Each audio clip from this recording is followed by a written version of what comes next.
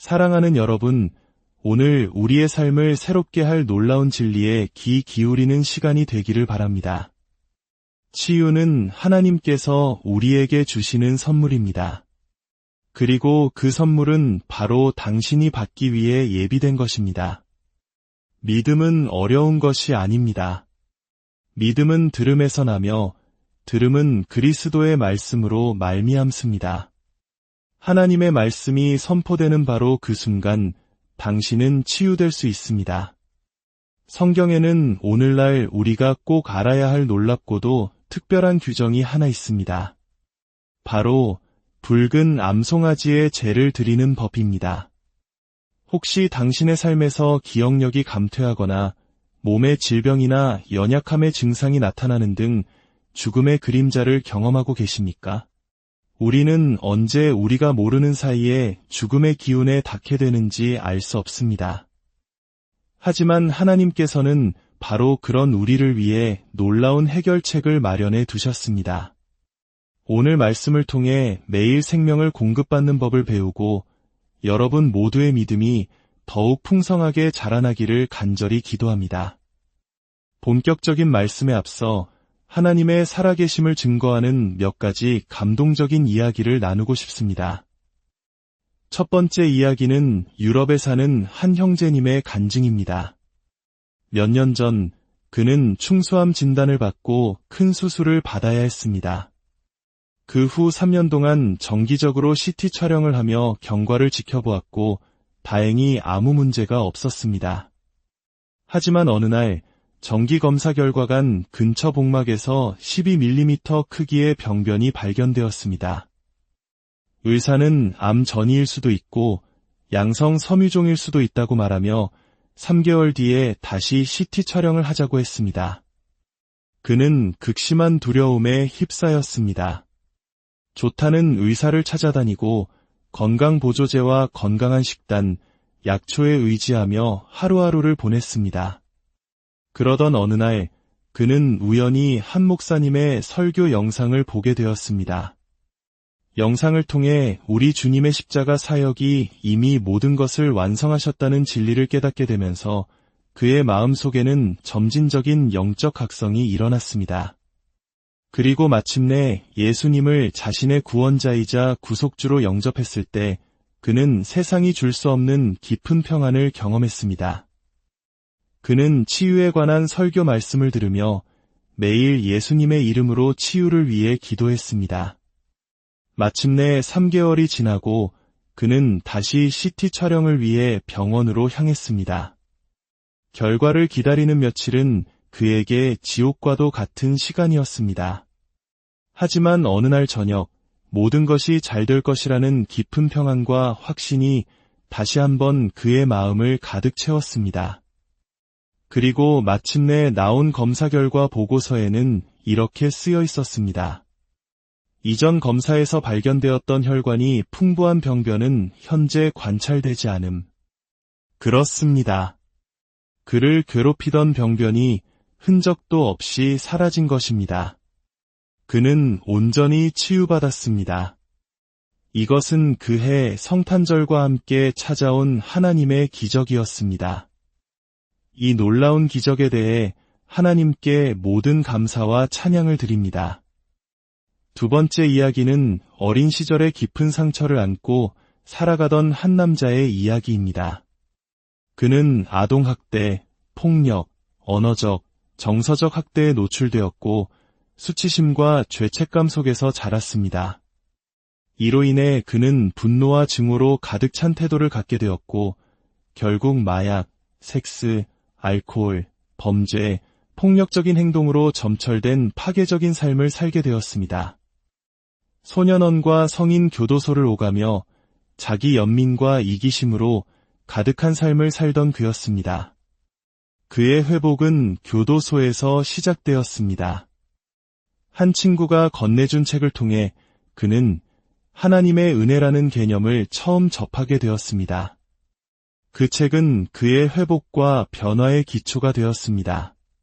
그는 10년 넘게 술과 마약을 끊었고 지금도 꾸준히 하나님의 말씀을 공부하고 있습니다. 이제 그는 자신의 집을 소유하고 매일 마약이나 알코올, 다른 위험한 행동 없이 삶을 즐기고 있습니다. 심지어 자신을 학대했던 어머니를 돌보는 사람이 되었습니다. 이것이 바로 은혜의 능력입니다.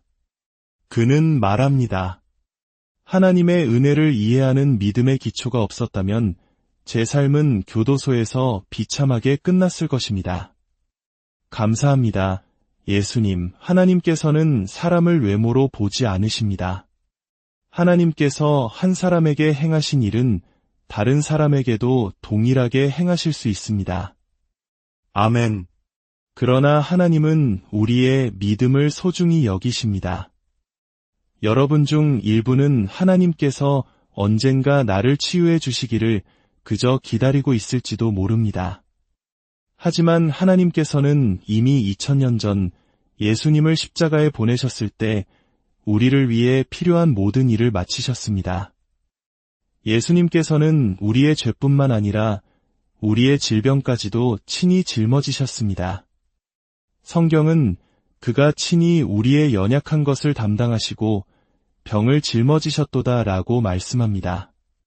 그러므로 하나님께서 치유해 주시기를 기다리는 것은 마치 죄인이 하나님께서 때가 되면 나를 구원해 주시겠지 라고 말하는 것과 같습니다.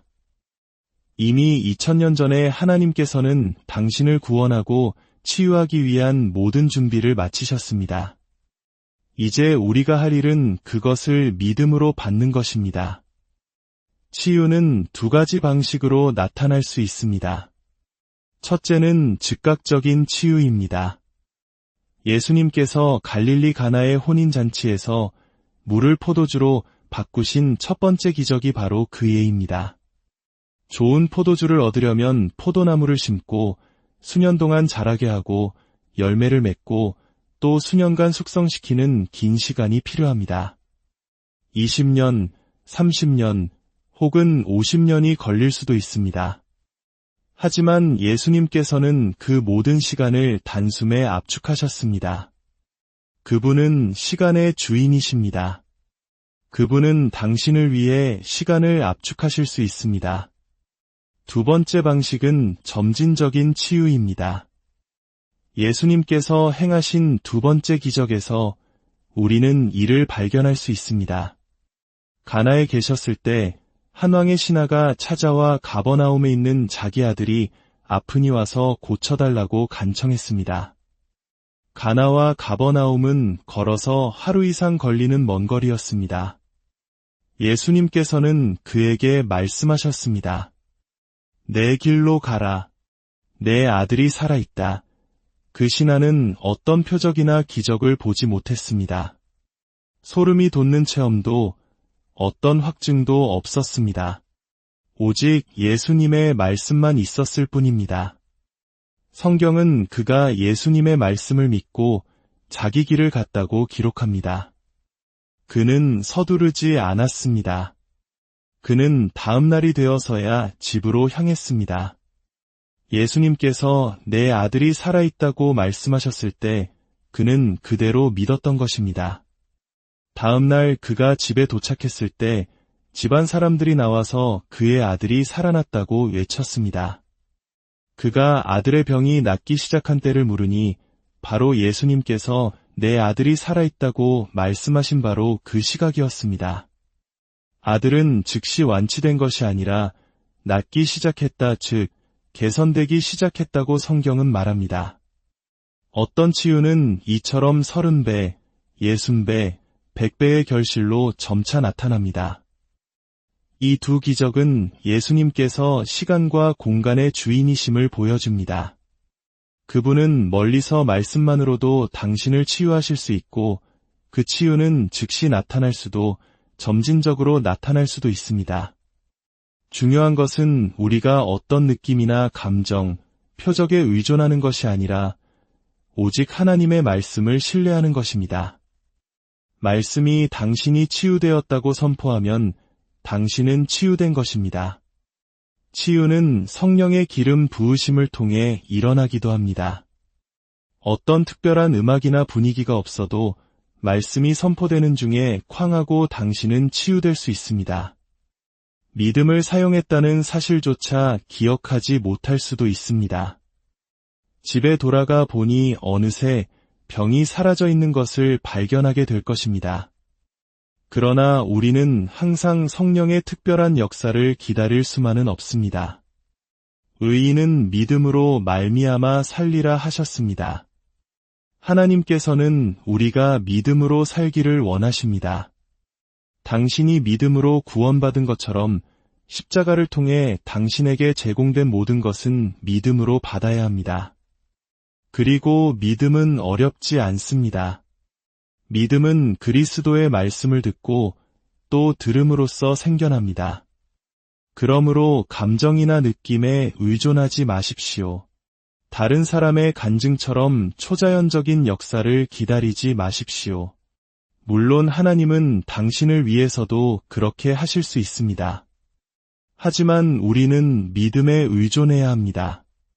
하나님께서는 모든 사람에게 믿음의 분량을 나누어 주셨습니다. 그리고 당신이 계속해서 말씀을 듣는 이유는 그 믿음을 자라게 하기 위함입니다. 위기가 닥칠 때까지 기다리지 마십시오. 미리 말씀을 들으며 믿음을 키워나가야 합니다. 은혜와 믿음은 함께 갑니다. 은혜로 언젠가 하나님이 나를 구원하시겠지, 은혜로 언젠가 나를 치유하시겠지라고 말하는 것은 충분하지 않습니다. 바로 지금이 구원의 날이요, 바로 지금이 은혜 받을 만한 때입니다. 예수님의 채찍에 맞음으로 나는 나음을 입었다고 믿고 고백하기 시작하십시오. 성찬에 참여할 때마다 주님께서 십자가에 달리셨을 때 이 모든 질병을 짊어지셨음에 감사합니다. 주님의 채찍에 맞음으로 나는 나음을 입었습니다. 라고 고백하십시오. 이제 오늘 말씀의 핵심 주제로 들어가 보겠습니다. 성경은 마지막 때를 살아가는 우리와 같은 사람들을 위해 매우 흥미로운 사실을 알려줍니다. 고린도전서 10장은 이스라엘 백성이 광야에서 겪었던 모든 일들이 우리를 위한 교훈으로 기록되었다고 말합니다. 특히 말세를 만난 우리를 깨우치기 위하여 기록되었느니라고 강조합니다. 성경에는 좀처럼 설교되지 않는 아주 특별한 규정이 있습니다. 그것은 바로 민수기 19장에 나오는 붉은 암송아지의 제에 관한 규례입니다. 레위기는 모든 제사법을 다루는 책인데 유독이 제사법만 광야 여정의 거의 끝자락인 민수기 19장에 기록되어 있을까요? 그것은 이 규정이 광야 여정 동안 수많은 실패를 거듭했던 하나님의 백성들을 위해, 즉 오늘날 마지막 때를 살아가는 우리와 같은 사람들을 위해 마련된 특별한 은혜의 처방이기 때문입니다. 이 붉은 암송아지는 몇 가지 독특한 특징이 있습니다. 첫째, 흠이 없어야 합니다. 이는 죄 없으신 예수 그리스도를 상징합니다. 둘째, 그 안에 어떠한 결점도 없어야 합니다. 이는 단순히 죄가 없는 것을 넘어 모든 긍정적인 선과 도덕적 탁월함이 예수님 안에 온전히 갖추어져 있음을 의미합니다. 셋째, 멍에를 맨 적이 없어야 합니다. 이것은 예수님께서 세상의 어떤 시스템이나 사람들의 의견, 죄의 속박 아래에 결코 굴복하지 않으셨음을 상징합니다. 그분은 진정으로 자유로운 분이셨습니다. 이 흠없고 온전한 붉은 암송아지는 제사장 앞에서 죽임을 당하고 제단 위에서 완전히 불태워집니다. 그리고 그 재는 그릇에 담겨 흐르는 물, 히브리어로 마임하임, 즉 생수와 섞입니다. 재는 어떤 물질이 탈 수 있는 최종 형태입니다. 더 이상 탈 수 없는 상태, 즉 완성을 의미합니다. 이것은 바로 예수 그리스도의 완성된 사역을 상징합니다. 흐르는 물은 성령님과 하나님의 말씀을 상징합니다. 그렇다면 이 붉은 암송아지의 재를 섞은 물은 언제 사용되었을까요?